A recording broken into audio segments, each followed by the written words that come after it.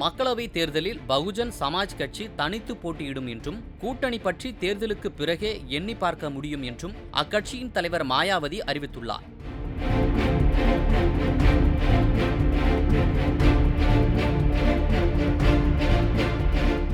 பகுஜன் சமாஜ் கட்சியின் தலைவரும் உத்தரப்பிரதேசத்தின் முன்னாள் முதலமைச்சருமான மாயாவதியின் பிறந்த நாள் விழா லக்னோவில் நடைபெற்றது.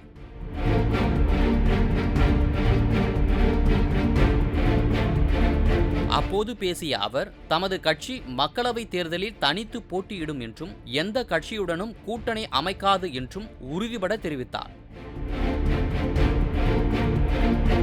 கூட்டணி பற்றி தேர்தலுக்கு பிறகே எண்ணி பார்க்க முடியும் என்றும் அவர் தெரிவித்தார்.